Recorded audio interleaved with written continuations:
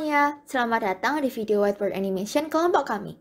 Sebelum kita mulai, yuk perkenalan dulu dengan anggota kelompok kami. Perkenalkan, namaku Krista. Aku Ivan. Namaku Jen. Sebelum kita mulai, kami akan menunjukkan cerita pendek yang berjudul Let's Protect Nature. Selamat menyaksikan.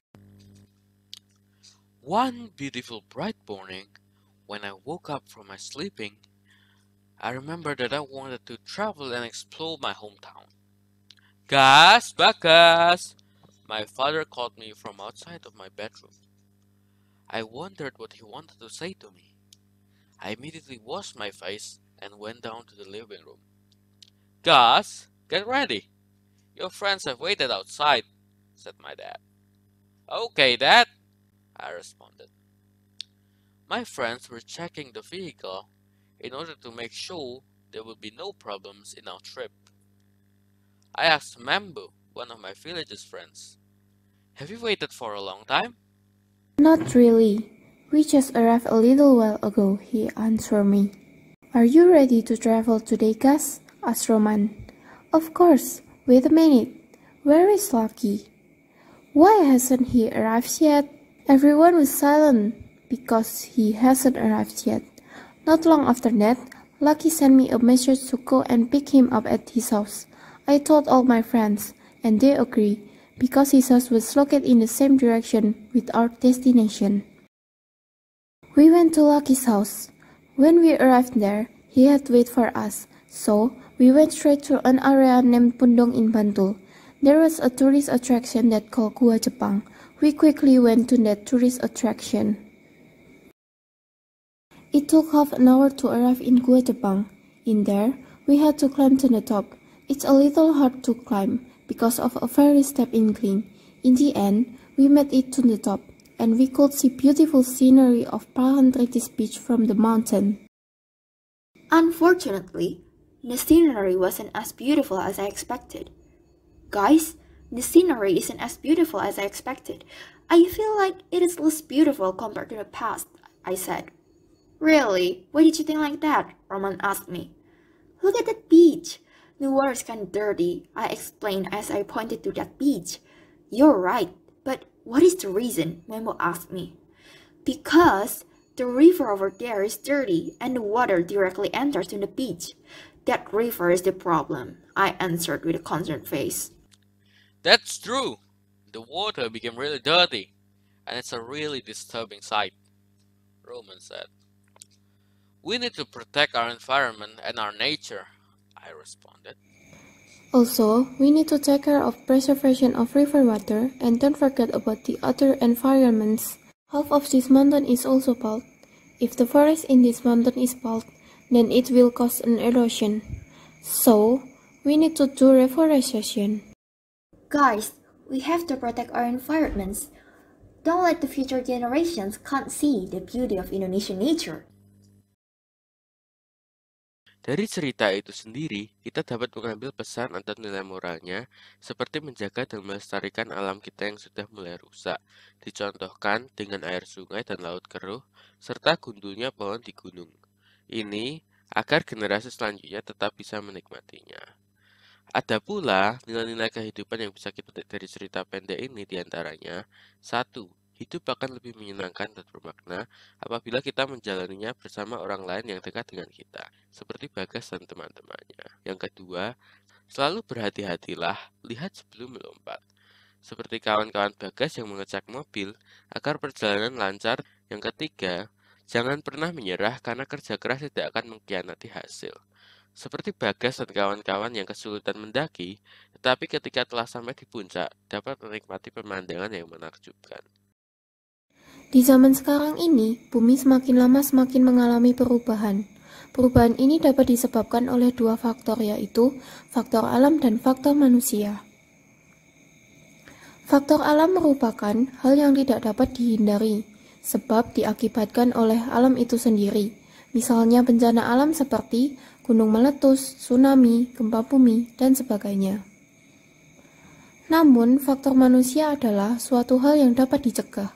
Di kesempatan kali ini, kami akan membahas lebih lanjut mengenai perubahan lingkungan yang disebabkan oleh faktor manusia.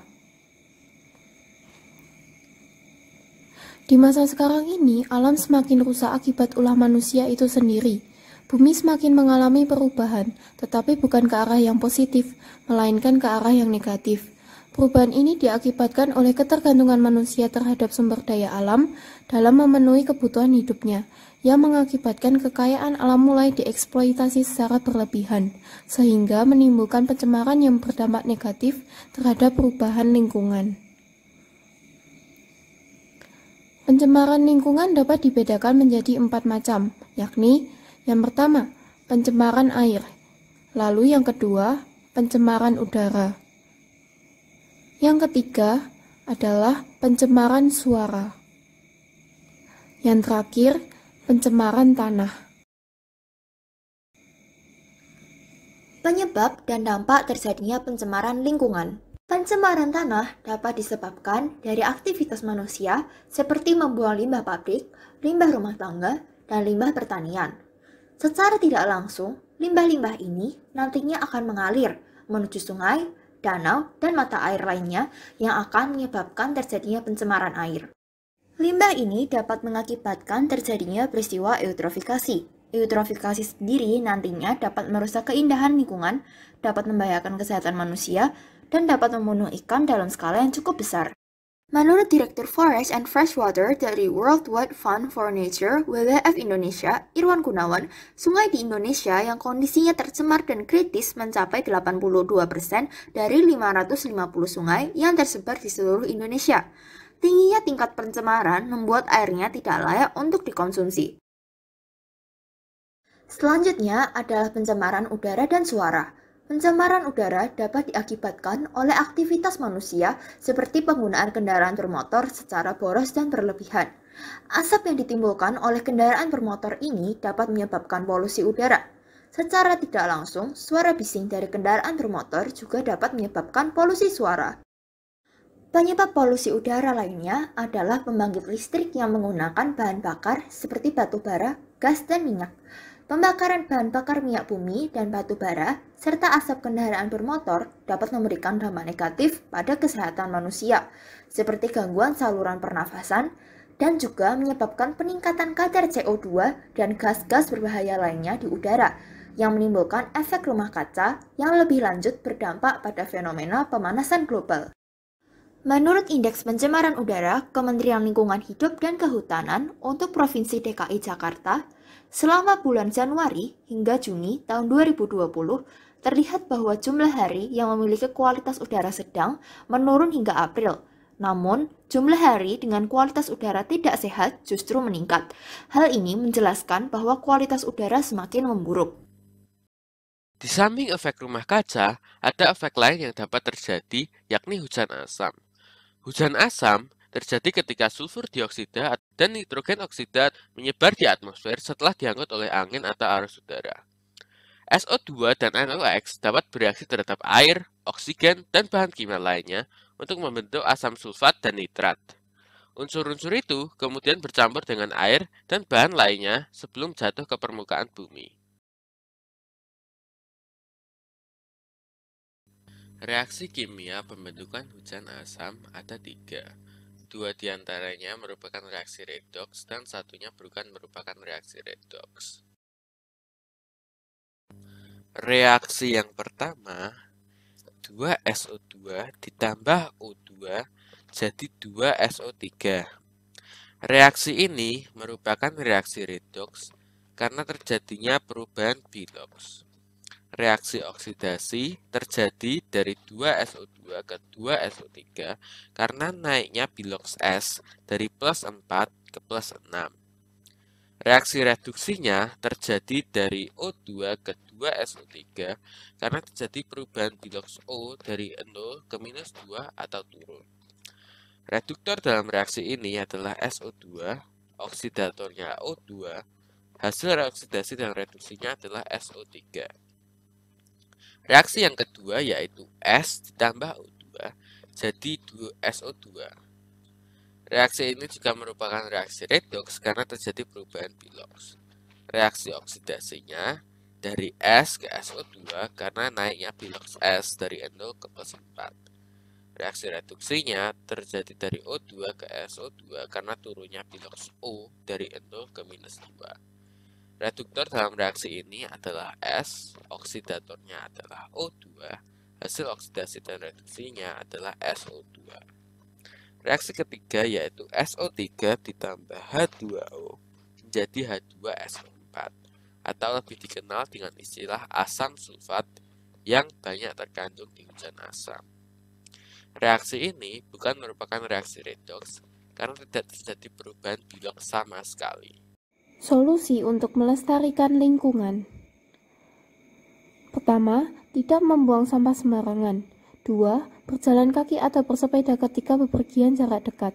3. Menggunakan transportasi umum dibanding kendaraan pribadi. 4. Menanam tanaman hijau di sekitar rumah. 5. Menerapkan prinsip 3R. 6. Mengurangi penggunaan deterjen dan pupuk kimia atau menggantinya dengan deterjen dan pupuk yang ramah lingkungan. 7. Memanfaatkan sisa buah atau sayuran untuk diolah menjadi ekoenzim. Yang 8. Menghemat energi. Tujuan kita menggunakan transportasi umum adalah tidak menggunakan kendaraan bermotor ketika bepergian dalam jarak dekat, dan menghemat energi terutama energi listrik adalah untuk menghemat penggunaan BBM. Menurut kalian, mengapa sih kita perlu menghemat energi listrik? Sebab untuk menghasilkan energi listrik diperlukan BBM yang semakin lama semakin menipis. Belum lagi adanya data dari WWF yang menunjukkan bahwa kapasitas listrik di Indonesia belum mencukupi untuk melayani seluruh wilayah di Indonesia. Peminatan listrik di Indonesia yang terus meningkat membuat pembangunan pembangkit listrik kurang.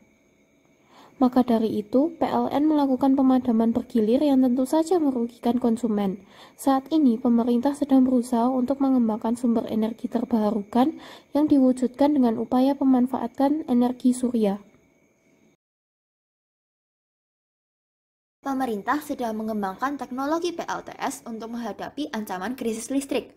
Sistem pembangkit listrik yang menggunakan panel surya menjadi sumber energi yang ramah lingkungan.